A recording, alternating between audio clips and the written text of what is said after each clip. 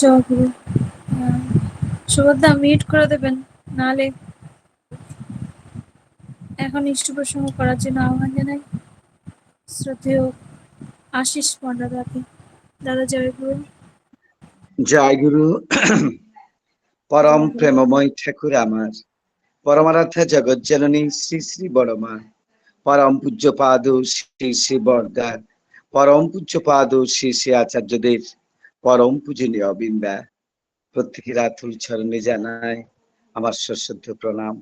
আজকের এই নামধান ষষ্ঠী যজ্ঞে যিনি এই সুন্দর পরিবেশটা সঞ্চালনার মাধ্যম দিয়ে আরো সুন্দর করে তুলেছেন, আমার শ্রদ্ধা শর্মিষ্ঠা মা, এবং যারা আজকে এই নাম ধ্যান মহাযজ্ঞে উপস্থিত রয়েছেন, শ্রদ্ধেয় ঋত্বিক দয়া মণ্ডলী, জ্ঞানীগুণী সজ্জন মণ্ডলী ও ইষ্টপ্রাণ দাদা মায়েরা, যথাযোগ্য স্থানে আমার প্রণাম ও সকলের জন্য রইল আমার সশ্রদ্ধ জয়গুরু।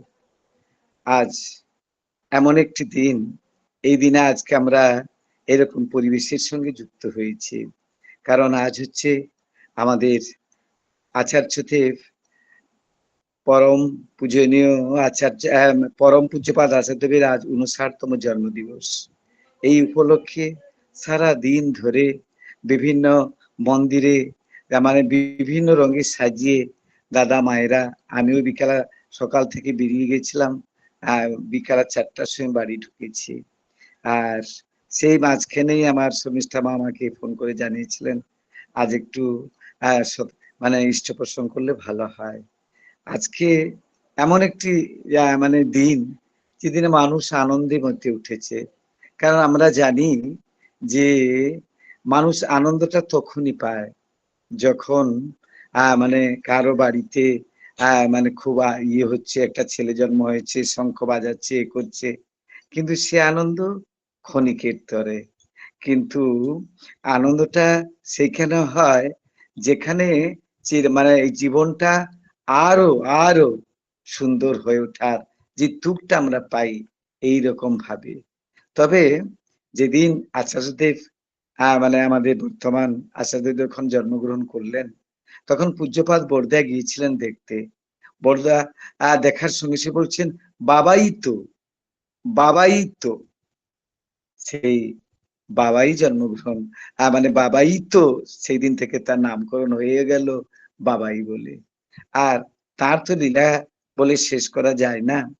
একবার কি হয়েছে, গৌহাটি মন্দিরে, আর দাদা গেছেন গৌহাটি মন্দিরে, যে চতুর্দিকে রটে গেছে যে আজকে বাবাইদা আসছেন।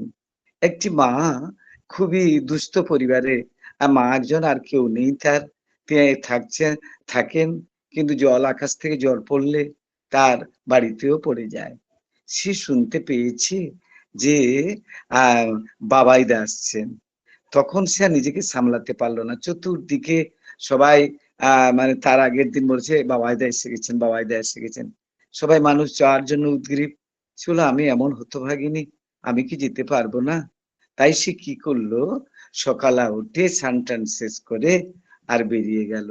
বেরিয়ে গিয়ে রাস্তায় যখন আসে, আর কত মোটর সাইকেল, গাড়ি, বাস সব যাচ্ছে, ও যত হাত দেখায়, মানে আর কেউ ওকে নেয় না। মানে তখন দুপুর গড়িয়ে গেল। মাটি তখন বলছেন যে আমি এমন অভাগিনী যে একবার এই দু চোখ দিয়ে তাকে দেখতে পাবো না, আর এই জীবন আমার এমনি করে কেটে যাবে। দিয়ে খুব কাঁদছে, কাঁদতে কাঁদতে সেই সড়কের উপরে মাথা গুঁজে মাথা ঠোকঠাক করছে। হঠাৎ ৩টার সময় আচার্যদেব চলে নিচে নামলেন। নিচে নামে একজন দাদার সঙ্গে দাঁড়িয়ে ছিল, দাদার নামটা আমার মনে আসছে না। তাই বলে, চল আমার সঙ্গে চল তো। গাড়ি বের করলেন। গাড়িটা বের করে তিনি সেই ভাইটাকে নিয়ে চলে এলেন। অনেকটা রাস্তা চলেছেন চলেছেন, যেখানে বুড়িমাটি মাথা ঠুকছে, ঠিক সেইখানে এসে পৌঁছে গেছেন। আর পৌঁছানোর সঙ্গে সঙ্গে তিনি নিজেই আচার্যদেব নামলেন। ভাইটি মানে যে ভাইটি গিয়েছিল সে দেখছে সব, বলেছেন, ও বুড়িমা, আপনি বসে আছেন কেন? না, আমার কথা আর কি বলবো, আর আমি এমন অভাগিনী, এত হতভাগিনী, আজ বাবাইদা এসছেন গুয়াহাটি মন্দিরে, আমি 2 চক্ষু দিয়ে তাকে দেখতে পেলাম না। এই জীবন রেখে আমার লাভ কি হবে? আর যাকে যতবার বললাম কেঁদে কেটে হাত জোড় করে, কেউই মানে হতভাগীকে নিয়ে গেল না। আমার জীবনটা বৃথা, আমার জীবনটা বৃথা দিয়ে মাথা ঠুকছে। বললেন, "এই বুড়িমা আসুন, আমার গাড়িতে আসুন।" সে, "তুমি নিয়ে যাবে বাবা? তুমি আমাকে নিয়ে যাবে?" তখন সে আনন্দে উঠে পড়ল। উঠে পড়তেই তাকে কি করলেন, আ ইয়েতে বসালেন, গাড়িতে বসালেন। গাড়িতে যেতে, যেতে গাড়ি চলছে। গাড়িটা যেতে, যেতে আচ্ছা দেখছেন, "ও বুড়িমা, আপনি ইষ্টভৃতি করেন?" "না, ইষ্টভৃতি করতাম বাবু, কিন্তু কি করব? আর সবসময় তো আর পয়সা পাই না। যখন বা ইয়ে হয় তখনই করি। আর করতে মানে আর সময় টাকা না থাকলে আমি কি করে করব বলুন তো বাবু?" দিয়ে আ চলছে, গাড়ি চলছে। গাড়ি চলতে, চলতে গৌহাটি মন্দির এসে গেল। মানে এসে তাকে বললেন যে, "মন্দিরে এসে গেছে বুড়িমা। আর আপনি একটা কাজ করুন, এবারে নেমে পড়ুন।" নেমে পড়েই চট করে কোমর থেকে একটা পুঁটলি বের করলো। "আমার কাছে কিছু নেই বাবা, তুমি এইটা নিয়ে নাও। তুমি এইটুকু নাও, আমার কাছে কিচ্ছু নেই আর। আমি আর কিচ্ছু দিতে পারবো না। তুমি এইটা নাও বাবা, তুমি এইটা নাও। তুমি যাই হোক দয়া করে আমাকে নিয়ে চলে এসেছো।" তখন পুঁটলিটা তাকে দিয়ে বললেন, "এতে যা আছে প্রত্যেকদিন আপনি ইষ্টভৃতি করবেন। কথা মনে থাকলো?" "না, হ্যাঁ বাবা, মনে আছে আমার। আমি না প্রত্যেকদিন আপনি এইটাতে যা আছে আর প্রত্যেকদিন করবেন। তারপরে যেদিন যেটা পারবেন আ ইয়ে করে তো আপনি আ যেটা অর্জন করবেন সেটাও দেবেন।" এমনি করে আচার্যদেব গাড়ি গ্যারেজে রেখে দিয়ে সেই ভাইটাকে নিয়ে আর সে মানে তিনি চলে গেলেন। আর এ কি করলো, বিরাট লাইন। তার মনে কি খুশি যে ২ চোখ দিয়া সেই বাবাইদাকে সে দর্শন করবে। আর তখন সে লাইনে দাঁড়িয়ে আছে। তখন অন্যান্যরা সে বলছে, এদিকে চোখেও জল, আবার একদিকে হাসি। তখন অন্যান্যরা যারা লাইনে ছিলেন, "মা কোত্থেকে এসছেন?" "না বহু দূর থেকে এসছেন।" "না কি করে এলেন এত দূর থেকে?" "না একজন ড্রাইভার আমাকে নিয়ে এলো জানেন? সে ড্রাইভার লোকটা খুব ভালো গো। সে ড্রাইভার না আমার কাছ থেকে টাকা পয়সাও নিল না। আর আমাকে নিয়ে এলো।" তখন বললাম, "বাহ! আপনি ভাগ্যবতী খুব। যাই হোক দাদা দর্শন করবেন।" বিরাট লাইন। আর দাদা তখন এখান থেকে নেমে মানে ঠিক একটু ফ্রেশ হয়ে তিনি বসে গেছেন। আ মানে আচার্যদেব, আমাদের বর্তমানের আচার্যদেব তিনি বসে গেছেন। যারা যাচ্ছে তারা প্রণাম করে যে যার চলে যাচ্ছে। এই যে ড্রাইভার কথা শুনতে, শুনতে সে লোকটা আ আ যে লোকটা দাদার সঙ্গে গিয়েছিল, সে কথা জানাবে যে এ কোনদিন হয়তো জানে না যে কাকে তুমি দেখবে বলছো। সে তোমাকেই নিয়ে আসছে। সে আর তাকে পেল না খুঁজে, খুঁজে। বুড়ি যে কোথায় কোন লাইনে থেকে গেছে সে আর জানতে পারল না। ঠিক আর কিছু জায়গা বাকি আছে। তখন সে বলছে, "আরে! এই তো সেই ড্রাইভার বসে আছে। এই তো এই সেই ড্রাইভার।" তখন তার পাশে তারা দাঁড়ায় ছিল। "আপনি কাকে কি বলছেন মাগো? একটু সংযত হয়ে কথা বলুন। উনি কে জানেন? উনি হলেন বাবাইদা।" তখন সে কেঁদে একবার মুশকিল। ওই উনি আমাকে নিয়ে এসছেন। আগে তুই তা করে কথা বলছিল। উনি, উনি ওই ড্রাইভার সেজে আমাকে নিয়ে এলেন গো। আমাকে নিয়ে এলেন। এমনি করে সে কাঁদতে হাউ, হাউ করে কাঁদতে লাগলো। "ঠিক আছে মা, আপনি চুপচাপ থাকুন। আপনার যখন সময় আসবে আপনি প্রণাম করে চলে আসবেন।" শুধু চোখের জল আর চোখের জল। বুড়িমা সবাই প্রণাম করছে। সবাই কি প্রশ্নও করছে। এ আর প্রশ্ন কি করবে? গেছে। ২ চোখ ভরে দেখছে আর প্রণাম করে তখন আচার্যদেব একটু স্মিত হাসলেন। তিনি তারপরে সে চলে এলো। এই হলেন আমার আচার্যদেব। যে, যে আমরা ঠাকুরকে জানতাম যে তিনি অন্তর্যামী। আচার্যদেবের ভিতরে যে ঠাকুর কাজ করছেন, এইটাই তার প্রকৃষ্ট প্রমাণ। কারণ আ তিনি বুঝতে পেরেছিলেন এত লোককে বলার সত্ত্বেও কেউ তাকে নিয়ে যায়নি। তাই সেই তার মনের যে ব্যথা, তাই তিনি ছুটে গেছিলেন। তাকে নিয়ে এসেছিলেন। যারা সরল মনে শুদ্ধ মনে তাকে সম্মান মানে মনটাকে সমর্পিত করে সে তার দেখা পায়। অহংকার নিয়ে যারা যায় তারা পায় না। তাই তার যারা শরণাগত হয় তার দেখা সে পাবেই এবং তার সর্বকার্য সিদ্ধি হয়। এই হলেন আমার আচার্যদেব। আবার একটা ঘটনা বলি। সেদিন ট্রেনে আসছেন এবং ট্রেনে আসতে আসতে কয়েকজন দাদা তাদের সঙ্গে ছিলেন। দাদারা যখন ছিলেন আর মানে যে অনেকে তো থাকে দাদার সঙ্গে, হঠাৎ একটি লোক মিস্টার চক্রবর্তী আছেন, মিস্টার হাতে একটা বড় জিনিসকে ধরে আছেন, মিস্টার চক্রবর্তী আছেন, মিস্টার চক্রবর্তী আছেন, মিস্টার চক্রবর্তী বসে আছেন এবং বলতে বলতে বলতে বলতে সে সোজা ট্রেনের প্রথম থেকে লাস্ট পর্যন্ত করে আবার বেক করছে। বেক করতে আচার্যদেব তখন বলছেন, মিস্টার চক্রবর্তী আমি হতে পারি না, আর কি হতে পারে? কিন্তু বলেন, এই যে আপনি কোন চক্রবর্তীকে খুঁজছেন, কোন মিস্টার চক্রবর্তী? আমি তো একজন চক্রবর্তী। না আপনাকে খুঁজছি, আপনাকে খুঁজছি। দয়া করে এটা গ্রহণ করুন তো, দয়া করে এটা গ্রহণ করুন তো। এটা দিয়ে সে সোজা বেরিয়ে চলে গেল। তখন সেই প্যাকেটটা তার যারা ছিল তারা দেখলো, প্যাকেটটা খুলে দেখলো মানে সুন্দর খাবার। প্যাকেটটা খুলে দিতেই গন্ধে মগমগ করছে পুরো মানে সেই ট্রেনের কামরাটা। তখন বললো, সবাই বলছে, দাদা এই যে এটা একটা খাবার, আপনাকে যে দিয়ে গেল ওনার কি? না ঠিক আছে, ওটা তোরা রেখে দে, কাজে লাগতে পারে। রেখে দিলেন। ঠিক একটা স্টেশনের মানে সেই স্টেশনে 5-7 মিনিট গাড়িটা দাঁড়ায়, এক্সপ্রেস ট্রেন তো। সে পৌঁছে যেতেই তখন কয়েকজনকে বললেন, এই তোরা একটা কাজ করতো, ওই ট্রেনে ওই ইয়েতে প্ল্যাটফর্মে যারা বসে আছে দেখবি দুটো মানুষ মাথা গুঁজে বসে আছে, আর ওকে তোরা এই খাবারটা দিয়ে দিবি। এরা তখন গেল, ওরা তখন গিয়ে দেখলো আলোর দিকে চকচক করছে, কেউ সেরকম মাথা গুঁজে আর বসে, অনেকে বসছে কথা বলছে, কিন্তু ওরা আর পেলো না। ওরা আবার বেক করলো, বেক করে চলে এসে বললো, দাদা আমরা সেইভাবে কাউকে দেখো, অনেকে তো প্ল্যাটফর্মে বসে আছে, কিন্তু আপনি যে সাইনটা দিলেন, যে দৃশ্যটা বললেন এইরকম। আরে তোরা কোথায় দেখছিলে? না আমরা যেখানে আলো সব পড়ে আছে, নাহলে চিনবো কি করে? আপনি যেটা বলেছেন, না না তোরা একটু অন্ধকারে দেখতো গিয়ে, যেখানে আলো নেই।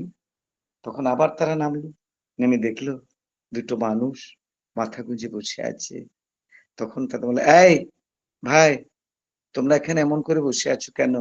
তোমাদের কি হয়েছে? না কি আর হবে, আমি হচ্ছি ট্রাকের ড্রাইভার, ও হচ্ছে আমার হেল্পার। আমার মালিকের কাছ থেকে আমি গাড়িটা নিয়ে এসেছিলাম, গাড়িটা নিয়ে আসতেই আর গাড়ি এমন খারাপ হলো, আর আমরা যেতে পারলাম না। গাড়ির গ্যারেজে টুকটাক যেটা করার কথা আমাদের কাছে যা কিছু ছিল সব দিলাম, কিন্তু তাতেও তার হলো না। এমন কি আমাদের মানে মালিককে যে ফোনটা করবো, আমাদের যে নেট শেষ হয়ে গেছে তাও আমরা জানি না, নেট মানে ফেলতে হবে, আর একটা পয়সাও আমাদের কাছে নেই। আর গাড়ির যে গ্যারেজ সে বললো এত টাকা লাগবে, না নিলে আমি গাড়ি ছাড়বো না, আপনার মালিককে ফোন করুন, যা করবেন করুন। ওরা সারা দিন না খেয়ে আর কোথায় যাবে, তাই তারা চলে এসছে প্ল্যাটফর্মে, যে এখানে আপাতত একটু বিশ্রাম করব। মালিককে তো মানে পাচ্ছি না। আর মালিককে একবার না দুবার ওরা ইয়ে করেছে, তারপরে ড্রাইভার তারা গিয়ে মালিকের নাম্বারটা দিয়েছে, তারা ফোন করেছে, আমি এখন যেতে পারবো না, আমি গেলে সকালে যাব। ওদের খাওয়ার জন্য কিচ্ছু নেই, সারা দিন ড্রাইভার আর হেল্পার কিছু খায়নি, তাই তারা চুপচাপ মাথা গুঁজে বসে আছে। তখন সে কি করলো, না নাও নাও নাও, আর তোমার আমাদের দাদা আচার্যদেব কে একজন এটা খুলেছে মাগো, আর আচার্যদেব পাঠিয়েছেন, ওটা তোমরা খেয়ে নাও। খাদ্যের এটা খুলে দিতেই ওরা একবার মুখ করছে, কোন আচার্য দেব গো ভাই, কোন আচার্য, কোন মানে কেমন মানুষ তিনি? আপনারা কোন আমাদের ঠাকুর অনুকূল চন্দ্রের আমরা দীক্ষিত, আর আমাদের সঙ্গে এসছেন আমাদের প্রধান আচার্যদেব, যিনি বর্তমানের আচার্যদেব, তিনি আমাদের সঙ্গে এসছেন, আর সেই আচার্যদেব আপনাদের পাঠালেন। তখন হেল্পারটা বলছে, জানেন আমার দিদা না, সে ঠাকুরের দীক্ষিত, আর সেই ঠাকুরের নাম ধ্যান করে করে বাবা কি সৌভাগ্য আমাদের, সারাদিন কিছু খাইনি গো ভাইরা, তারা চোখ চোখ থেকে তাদের জল গড়িয়ে পড়ছে। ঠিক আছে তোমরা খেয়ে নাও। খেয়ে নিয়ে তারপরে মালিক এলে তারপরে তোমরা যাও। তারা এই বলে চলে এলো। চলে আসতে তারা জিজ্ঞাসা করছে, "দাদা আপনি তো ট্রেনেই বসে আছেন। আপনি কি করে জানতে পারলেন যে সারাদিন দুটো মানুষ খায়নি, রাত হয়ে গেছে। তাই তারা বসে চুপচাপ বসে আছে। কি করে আপনি জানতে পারলেন দাদা?" আমি জানবো কি করে? পরমপিতা যখন যেটা কন তাই আমি কই। পরমপিতা ইচ্ছাই তো সবকিছু। তাই পরমপিতা যেটা কন আমি তাই তোমাদের বললাম। হ্যাঁ, তোরা পেলি তো? না হ্যাঁ, আমরা পেলাম। তারা অত্যন্ত আদরের সহিত তারা ভোজন করছে। তারপরে গাড়ি ছেড়ে দিল, ওরা চলে গেল। এই হচ্ছেন আমাদের আচার্যদেব। সেদিন কি হয়েছে? না, বেশ কয়েকজন ইয়ং যুবক আচার্যদেবের কাছে এসছেন। আচার্যদেবের কাছে এসে তারা বিভিন্ন রকম ১ দিন না ২ দিন থাকার পরে তারা চলে যাবে। যাওয়ার সময় তারপর দাদা আমরা আ চলে যাচ্ছি। আমাদের একটু আশীর্বাদ করেন। তখন তিনি বললেন, তিনি তো বললেন যে সাবধানে যাবেন। এই করতে চলে গেল। শেষের যে ছেলেটি যাচ্ছে খুব হিষ্টপুষ্ট ছেলে। তাকে বলল, "এই শোন, শোন, শোন।" তখন তাকে বললেন, "দাদা কি আপনি বলছেন? তুই গিয়ে একবার চেন্নাইতে তোর কিডনিটা টেস্ট করবি।" সে তখন বলছে, "দাদা আমি আজ পর্যন্ত কোনো অ্যান্টাসিড খাইনি। আমি কেন কিডনি টেস্ট করব দাদা?" করলে ভালো হয়। তোর কিডনিটা টেস্ট করলে ভালো হয়। আমি যেটা কই করলে ভালো হয়। এই বলে সে চলে এলো। আচার্য তো এরকম কিছু বললেন না। তার বাবা-মাকে বলতেই বাবা বললেন, বাবা! তুই এখনো বসে আছিস? আচার্যদেব তারা বাড়ি পৌঁছে গেছে। আচার্যদেব যেটা বললেন সেইটাই ঠিক। তোরা তুই আগে যা বাবা, আগে যা।" কিছু টাকা দিয়ে সে চলে গেল। চলে যেতেই চেন্নাইতে গিয়ে যখন ল্যাবরেটরিতে ঢুকেছে, বলল, "দাদা আমার একটু কিডনিটা টেস্ট করবেন।" না, "কোত্থেকে বাবু এসে গেলেন? প্রেসক্রিপশন দেখান।" না, "প্রেসক্রিপশন আমার কিছু নেই।" একটা ফাজলামির জায়গা নাকি? তোমরা চলে এসছো, তুমি চলে এসছো, এমনি করে কিডনি টেস্ট হয়? হ্যাঁ? যাও। তখন বলল, "আমাকে আমার দাদা পাঠিয়েছেন, আচার্যদেব পাঠিয়েছেন।" তার পাশে যে ভদ্রলোক বসছিল তার মানে অ্যাসিস্ট্যান্ট বলল, "কে পাঠিয়েছেন?" না, "বাবাইদা পাঠিয়েছেন।" না, "উনি পাঠিয়েছেন? আচ্ছা, আচ্ছা, আচ্ছা।" তখন সে বলল যে, "আ ও টাকা দেবে। আমাদের করলেও ক্ষতিটা কি? তারপর উনাকে যে সে মানুষ পাঠায়নি। আপনি টেস্ট করে দেখুন।" আর দিয়ে তারা সেভাবে এরেঞ্জ করলো। ডাক্তার এসে যখন তার ইয়েটা করতে যাচ্ছে, তখন সে বলল যে টেস্ট করার পরে যে, "তোমার বাম পাশের কিডনিটা পুরো নষ্ট হয়ে গেছে। আর এটাকে যত শীঘ্র পারা যায়, আজকের মধ্যেও যদি করতে পারো, তাহলে তোমার ডান পাশের কিডনিটা বেঁচে যাবে। তা নাহলে ধীরে, ধীরে, ধীরে, ধীরে সেটাও পুড়ে খেয়ে শেষ করে দেবে। অতএব তুমি যত শীঘ্র পারো করো।" তখন সে হাউমাউ করে কেঁদে ফেলল। "আমি কি করব? আমি কি করব? এখন কি করব?" তখন সে ফোন করে আচার্যদেবকে জানালেন। আচার্য বললেন, "ডাক্তার যেটা কয় তাই করা লাগে। ডাক্তার যেটা কয় তাই করা লাগে। আর একটি কিডনিতেও মানুষ বহুদিন বাঁচে। করলে ভালো হয়। ডাক্তারের কথা মানা ভালো।" এর মানে ২-১ টি কথা হলো। তখন তার বাবা-মাকে জিজ্ঞাসা করলো, "এত টাকা লাগবে?" ওরা সব বলে দিয়েছে। বলল, "তুই বাবা আগে টেস্ট কর বাবা। বাবা আগে তুই অপারেশন কর। আমরা তোকে টাকা পাঠিয়ে দিচ্ছি। তোর কোনো চিন্তা নেই। তুই করে আয় বাবা। তুই করে।" কেউ বাবা-মা শুনলে তো কান্নাকাটি করবে। তখন সব ঠিকঠাক হয়ে এলো। অপারেশন হলো। অপারেশন হওয়ার পরে একটা কিডনি পুরোপুরি বাঁ পাশের কিডনিটা পুরো কেটে বের করে দিল। আর বলল, "আপনি বেঁচে গেলেন। একটা কিডনি তো বহুদিন মানুষ বাঁচতে পারে। সাবধানে থাকবেন। আর খাওয়া-দাওয়া একটু সাবধানে করবেন। কারণ আ দেখতে পাচ্ছেন যে আপনার একটা কিডনি আছে।" তাকে বুঝিয়ে দিল ডাক্তার। তখন সে বাড়িতে এলো।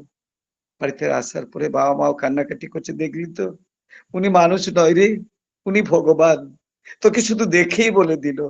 আজ বাবা-মা হয়ে আমরা যেটা আজ পর্যন্ত বুঝতে পারিনি, তিনি শুধু তোকে দেখেই বলে দিলেন।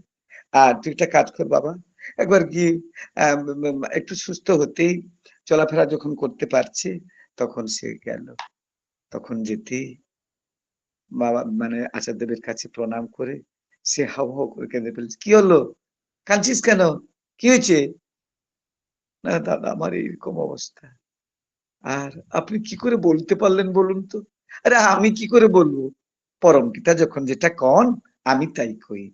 আর করেছিস বলে বেঁচে গেলি। তবে তুই আর এসে মাছ, মাংস এটা সেটা কিছু খাবি না। সাবধানে থাকবি। আর ভালো করে নাম ধ্যান করবি। ঠিক হয়ে যাবে। বহুদিন বাঁচে মানুষ। তারপর সে সুস্থ নিল, ভালো হয়ে থাকলো। এই হলেন আমার আচার্যদেব। আরেকটি ছোট্ট ঘটনা বলবো, আর কয়েকটি সময় বাকি আছে। সেদিন ঘটনাটা হচ্ছে এইটাই যে আচার্যদেবের কুষ্ঠিতে নাকি লেখা ছিল যে তার সর্পযোগ আছে। তাই সেই ছোটবেলা থেকেই তিনি কি করতেন, সাপ দেখলেই মানে নাম করতেন। সাপ দেখলেই নাম করতেন। নাহলে সাপটা আপনা আপনি চলে যেত। একদিন কি হয়েছে, এমনি চলতো রাস্তায় ঘাটে, যখন যেখানে সাপ দেখেন তিনি শুধু নামই করতেন। নাম করার পরে দেখা যায় কিছু সময় পরে সাপটা আর সেখানে নেই, চলে গেছে কখন। আর একদিন রাতে মানে ঘুমিয়ে আছেন, ঘুম ঘুমটা যখন ভেঙেছে দেখলেন ঘরের ভিতরে একটা বিরাট সাপ। তখন তিনি আর কি করবেন, আর চোখ চাপ করে বসে গেলেন, চোখ বুঝিয়ে একবারে নাম করতে লাগলেন, নাম করতে অবিরাম অবিশ্রাম নামে এড়িয়ে চললো। কিছু সময় পরে তিনি দেখলেন ঘরের চারপাশে ঘুরে কোনো সাপটাপ কিছু নেই। তাই তার ঠাকুর একটা কথা বলেছেন, যে আমাকে তার হ্যান্ডেলটা দেয় আমি তার কুষ্ঠিটাও পাল্টে দিতে পারি। তাই যারা নাম ধ্যান করে তারাই প্রকৃতপক্ষে বুঝতে পারে যে তিনি কে। আর নাম ধ্যান না করলে নামের যে করে সেবা, সে মোর আপন, সে মোর নয়নানন্দ, হৃদয়ের ধন। ভজ নাম, জপ নাম, লহ তার নাম, অনিত্য জগৎ হোক নিত্যানন্দ ধাম। হতাশার অন্ধকার যদি আসে ঘিরে, নামের প্রদীপ জালো এই হৃদয় মন্দিরে। তাই আমাদের সব সময় এই যে নাম ধ্যান, ওনারা ৮ ঘন্টা যারা করেছিলেন, ৮ ঘন্টা নাম হলো। তারপরে এইটা আরেকটা ছোট্ট কথা বলে দিই। কথাটা হচ্ছে, একটি মা সেদিন এসছেন, আচার্য বসে আছেন। আচার্য বসে আছে, মাটি কাঁদছে, শুধু কাঁদছে, শুধু কাঁদছে। কান্নাকাটি করতে তখন ওরা বলে, আপনি এরকম করছেন কেন? বলুন না আপনার কি কথা। যারা থাকে, না আমি যা বলবো, আচার্যদেব কি বলবো। তখন সে মাটিকে, দাদা ওদিকে কথা বলছেন, হঠাৎ বলল, কি ব্যাপার, কি হয়েছে? না দাদা, আমি বড়ই অভাগিনী দাদা। আমি আজ আমার ছেলেটি 11 বছরে পদার্পণ করলো, কিন্তু আজ পর্যন্ত আমি মা ডাক শুনতে পেলাম না। প্রত্যেক মেয়েরা তো চায় তারা মা ডাক শুনতে, ছেলে জন্ম হলো, কিন্তু 11 বছর আজ তার পূর্তি হলো। আর কিন্তু সে কোনোদিন আর মা বলে ডাকে না, কথা বলে না দাদা। অনেক ডাক্তার, অনেক কবিরাজ, অনেকে ওঝা, অনেক মন্দিরে ধর্ণা দিয়েছি, এটা করো সেটা করো, যত কিছু করেছি, কেউ কিন্তু আমাকে কোনো একটা ভালো খবর দিতে পারলো না যে তোমার ছেলে বড় হলে কথা বলবে, কি করবে, কেউ বললো না। কি করবো দাদা, আমি কি এইভাবে আমার জীবনটা। তখন দাদা জিজ্ঞেস করলেন, তুমি ইষ্টভৃতি করো? হ্যাঁ করি। তার ইষ্টভৃতি করো? না ওর মাথায় ছুঁয়ে আমি করি। আহ ঠিক আছে। ওর ছেলেটি এখন কোথায় আছে? ছেলেকে নেয়নি। না ওর কাকিমার কাছে রেখে দিয়ে এসছি। আর তো তার কাকিমার কাছে ফোন আছে? না হ্যাঁ, না ওর কাকিমার সঙ্গে ফোনে কথা বলো তো, যে ছেলে তোমার কেমন আছে। তখনই বলল, তার মানে যাকে বললো আর কি, তার কাকিমা। তখন সে বলছে, এই ছোট, আহ খোকা কেমন আছে রে? আহ, না ভালো আছে। তুমি কেন ভাবছো বলো তো দিদি, তুমি গেছো যে কাজে, সেই কাজ করে চলে এসো, তুমি হঠাৎ এত ভাবছো কেন? সে আমার কাছে রাত্রে ঘুমিয়েছিল, তাকে কত গল্প করেছি, আর সকালে উঠে আর সে বন্ধু বান্ধবের সাথে খেলা করছে, তাকে খাইয়ে দিয়েছি, আর তার কোনো অসুবিধা হয়নি। তুমি কেন তো ভাবছো বলো তো দিদি, তুমি যাও, আমার উপর তোমার একটু আস্থা নেই? না হ্যাঁ তা আছে। চট করে আচার্যদেব ফোনটাকে কেড়ে নিলেন। বলছেন, এই খোকা কোথায়, ছেলেটি কোথায়? সে বুঝতে পারছে না, ছেলে এখানে ঘুরছে খেলছে, না ওকে ডাকো তো। সে যে আচার্যদেব কথা বলেছে বুঝতে পারে, হয়তো পাশে কেউ ছিল। সে তখন বলছে, এই তোর মা ডাকছে রে। কথা সব বোঝে, কিন্তু মুখ ফুটে কথা বলতে পারে না। তখন এরকম করছে। তখন তাকে ফোনটা দিতেই সে তখন সে বলল, আচার্য বলছেন, এই তোর নাম কি রে? কিছু বুঝতে পারছে না। দ্বিতীয়বার বললেন, এই তোর নাম কি? করতে লাগলো। তৃতীয়বার যখন খুব জোরে বললেন, এই তোর নামটা কি? অনুকূল দত্ত। কথা হয়ে গেল। যে মুখে 11 বছর একটি ছেলে কোনো শব্দ দিইনি, তার মুখে সেদিন শুধু আচার্যদেবের একটি কথা, তোমার নামটা কি? আর সারি জোরে সে কথা বলল।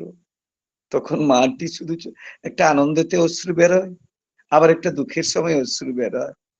তখন তার শুধু চোখের জল পড়ছে আর মাথা ঠুকছে। আপনি কে? আপনি কে? আপনি কি স্বয়ং ভগবান, যে একটি মাত্র কথায় আমার ছেলের মুখটাকে আপনি খুলে দিলেন? কত ডাক্তার, কত কবিরাজ, কত ধর্ণা দিয়েছি, কত ওঝার কাছে গেছি, কত কি তাকে বেঁধে রেখেছি, হাতে কোনো কাজ হয়নি দাদা। আপনি শুধু একটিবার কথা বলার ফলেই ও মুখ খুললো। আপনি আপনি ভগবান। শোনেন, ওসব কথা ছাড়েন, কাজ প্রত্যেকদিন ইষ্টভৃতি করবেন, ছেলেটাকে নাম ধ্যান করাবেন, আর ছেলেরও ইষ্টভৃতি ওকে হাতে দিয়ে করাবেন। আর সব বলে দিলেন, আর প্রতি মাসের শেষে ইষ্টভৃতি না আমি করি দাদা, আবার ভালো করেই করব। কয়, যে যা আমি পেলাম এ তো সহজে পাওয়া যায় না দাদা, তাই আমি নিশ্চয়ই করব। এই বলে প্রণাম করে তিনি চললেন। এলেন কে সেই? তাই তো শেষের এই কথাটি বলবো, জীবন হচ্ছে একটা বহতা নদীর মতো ভেসে থাকা একটা নৌকা। স্রোতের তাণ্ডবে নৌকাটা দুলে উঠতে পারে, বিপর্যস্ত করে দিতে পারে এই জীবনটাকে। কিন্তু নৌকাটা যদি কোনো গাছের সঙ্গে আমরা বেঁধে রাখি, হয়তো সে স্রোতের তাণ্ডবে সে দুলে উঠতে পারে, কিন্তু বিচ্ছিন্ন সে হবে না। এই বন্ধনটাই হলো আসল, এই বন্ধনটাই প্রত্যেক মানুষের আসল জিনিস, আর এই বন্ধনটাই হলো দীক্ষা। তাই এই দীক্ষা দিয়ে দেওয়ার পরে দেখবেন সে মানুষটার কেমন হয়ে গেল আর কেমন সে হবে। আমার সময় শেষ, তাই আর আমি বেশি কথা বাড়াচ্ছি না। তার যে দয়ার কথা বললে রাতের পর রাত দিন চলে যাবে, শেষ হবে না। তাই আমার কথা এখানে আমি ইতি টানছি। যদি কিছু এর মধ্যে পেয়ে থাকেন, সবটাই তার। যদি না পেয়ে থাকেন, সবটা এই প্ল্যাটফর্মে রেখে দিয়ে যাবেন। তবু এই আশিস পণ্ডাকে দুহাত ভরে আশিস প্রদান করবেন, যেন আপনাদের মতন ভক্ত ভাইদের আমি সঙ্গ পেতে পারি এবং তার কাজ যেন করতে পারি, জীবনের শেষ নিঃশ্বাসটা যেন তার জন্য ব্যয় করতে পারি। জয় গুরু, জয় গুরু। জয় গুরু দাদা, জয় গুরু। অপূর্ব আলোচনা করছেন যে আশিস পণ্ডাকে আশিস দিয়েই রেখেছে ভগবান। কারণ আমি বলি, আজকে 10 জন মানুষকে ফোন করেছে ঋত্বিক দাদাদেরকে, সবাই না, শেষকালে 11 নম্বর হচ্ছে আপনি। তাই তার ইচ্ছা ছাড়া তো কিছু হয় না। আর আজকে মনে হয় আজকের দিনের জন্য আপনি পারফেক্ট মানুষ ছিলেন। এত সুন্দর করে পরম পূজ্যপাদ শেষে আচার্যদেবের কথা, তার লীলার কথা বলছিলেন, অন্য কেউ হলে বলতে পারতো না কি আমি জানি না। অপূর্ব আলোচনা করলেন যে আজ পরম পূজ্যপাদ শিষ্য আচার্যদেব দাদার শুভ 59তম শুভ জন্মদিন। রেত শরীরে শিশু ঠাকুর আচার্যদেবের মাধ্যমে লীলা করছেন। অন্তরে গভীর বিশ্বাস দিয়ে তাকে ডাকলে তিনি দেখা দেন, সাড়া দেন। তিনি অন্তর্যামী, পরম পিতার ইচ্ছাই সব হয়। এবং এ নিয়ে পরম পূজ্যপাদ শিষ্য আচার্যদেবের দাদার অনেক লীলার কথা বললেন। আমরা প্রত্যেককে সমৃদ্ধ হলাম। খুব ভালো থাকুন দাদা, এরকম সাড়া দিয়ে আসবেন আমাদের সবসময়, দুঃসময় সুসময় সবসময় পাশে থাকবেন। পরমপিতা রাঙার আতুল চরণে আপনার এবং আপনার পরিবার পারিপার্শ্বিকের সবার সুদীর্ঘ নিরোগ সুস্থ জীবন প্রার্থনা করি। ভালো থাকুন দাদা, সুস্থ থাকুন, আর এভাবে তার কথা বলে তার প্রতি আমাদের তন্মুখী করে তুলুন। জয় গুরু দাদা।